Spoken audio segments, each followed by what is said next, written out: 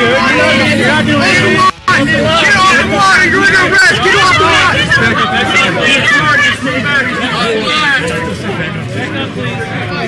Off the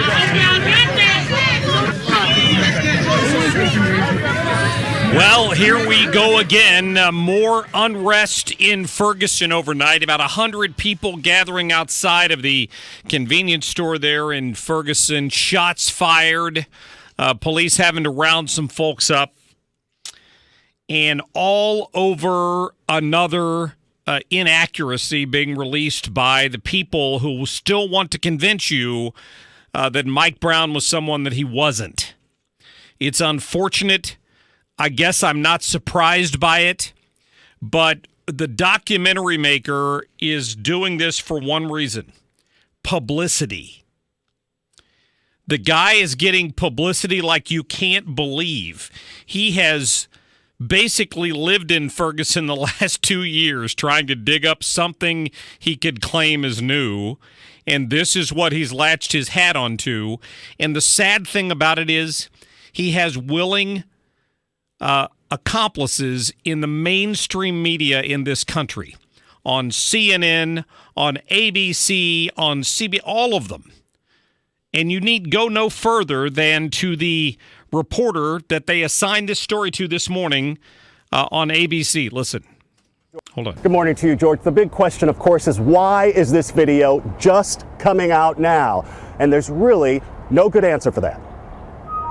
This new video may cast a different light this morning on the events that led to the police shooting death that started a movement. Justice for Michael Brown! And overnight, it had people protesting in the streets yet again, with reports of shots fired. Shut down! Don't stop at Ferguson Market! That is the way ABC led its story this morning, that it may shed new light. It may draw some new conclusion into what led to Mike Brown's death.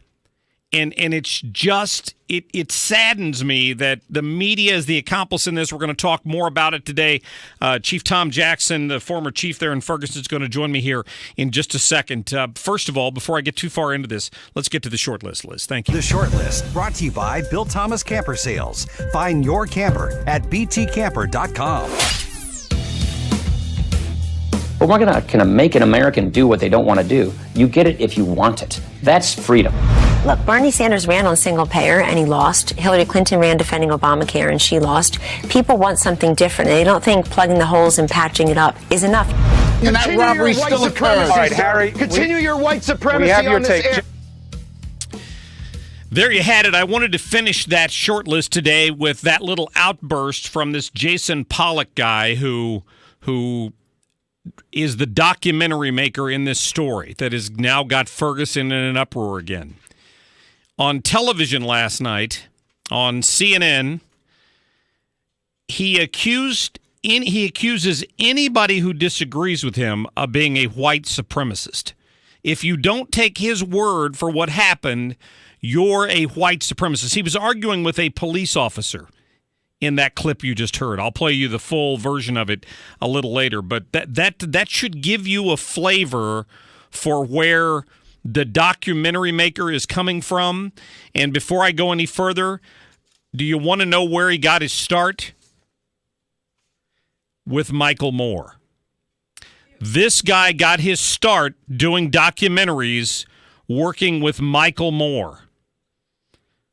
He did the Fahrenheit 9/11, Fahrenheit 9/11. He worked on Dude, Where's My Country? Got started basically with Michael Moore. That should tell you a whole lot about what you need to know about this Jason Pollock guy before we even get started. But what he's brought up here is a video from the convenience store there in Ferguson from earlier in the day, on the day that Mike Brown got shot, like 1 a.m. It's included in the police reports, but they're acting like this is something nobody's ever heard of before. I asked Chief Tom Jackson to join us to talk about this issue, and Chief, I appreciate you giving me some time today.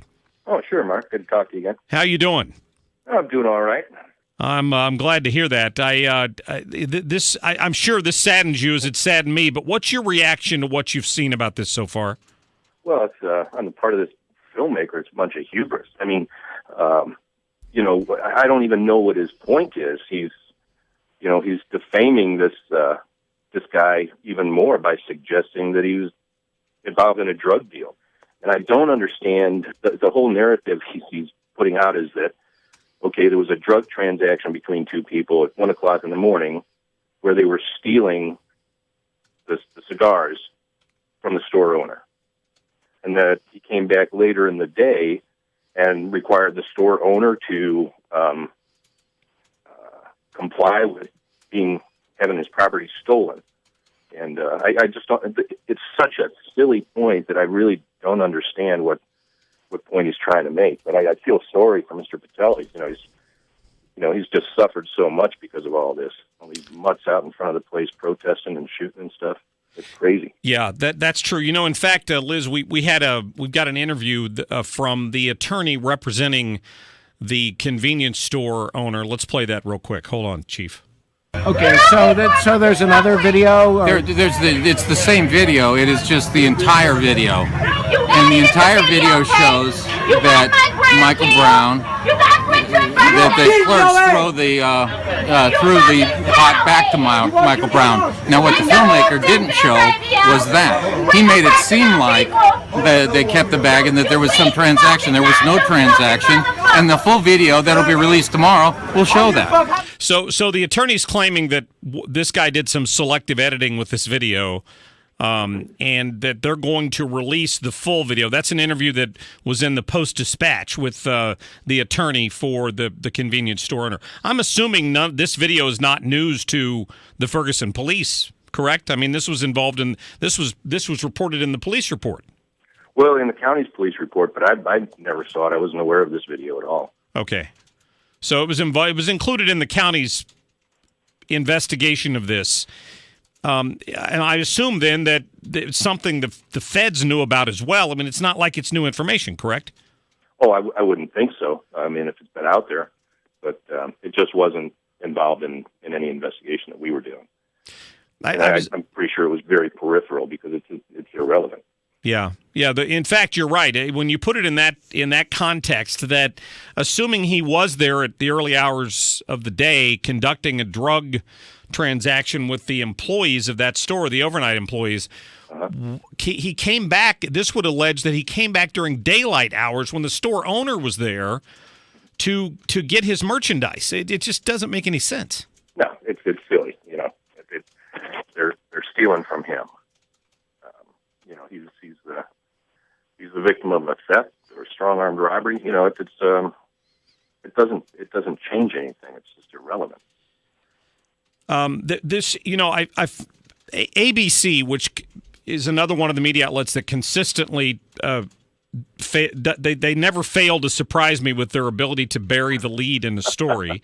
They did the story that I introduced a minute ago. They ran an entire 53 seconds on describing this new video that's come out that nobody's ever seen before, according to them. And then in the reporter's tag, in the tag to the story, a minute and a half into it, the reporter finally says this. Whether or not there was a misunderstanding at the store has little to do with the later argument and shooting. There is no video of the argument between Brown and Officer Wilson and no video of the shooting. This just makes the story messier. How? I mean, why? In other words, when I see a tag like that on a package, I'm asking myself, why did you not say that up front? This didn't change what happened later. Nope. And to make this into a story, I guess I know why they're doing it, but it's pathetic, you know, to stoop that low to get a story. Well, you know, it makes me wonder, Chief, if it doesn't have something more to do with the civil lawsuit. That I don't know. I really, just from listening to that guy, filmmaker, I just think it's all about him. I think he's exploiting people, you know, for his own personal self-aggrandization, I guess. Yeah. Well, I don't. There's no doubt about that. I mean, I think that this is a documentary that would have gotten virtually no headlines at all had it not been for this one supposed clip of new information that dramatically. I mean, when you look at the headlines, just if you go to Google to the news section of it, and you just look at the headlines from across the country, they would lead you to believe that there's been some shocking new revelation in the Mike Brown case. Right. So the media's bought into it, hook, line, and sinker. Oh yeah, they absolutely have. It's just looking at some of the stories that are out there in mainstream, and you just shake your head. I mean, how low are they going to go? Chief, can you remember any specific investigations into drug dealing at that convenience store? Because that's what they're alleging here. No, not off the top of my head. He was always very cooperative whenever he was victimized. And he's a businessman. A good civic partner, and he's been through so much. They victimized him so much, and here they come. This filmmaker now, he's going to come in town and rain down on the poor guy again. It's just really, really frustrating. Well, I'm certain that it is. Listen, Chief, I appreciate you coming on the air with us. I hope you're feeling better. I know you're recovering from some surgery, so yeah, man. Yeah, thank you for giving us some time.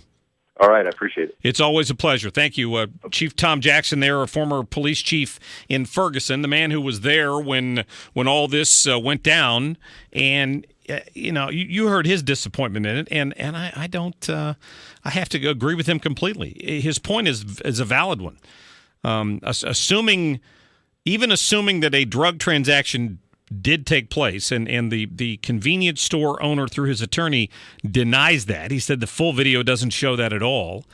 Assuming it was true, you would then have to assume that the gentle giant, Mike Brown, came back during daylight hours to retrieve the payment for his illicit drug transaction in the middle of the night. And when the owner, who clearly didn't know what the hell he was talking about, assuming it's true, tried to stop him from stealing, taking the cigarillos, he manhandles him. You saw the video. He's a foot and a half taller than this guy.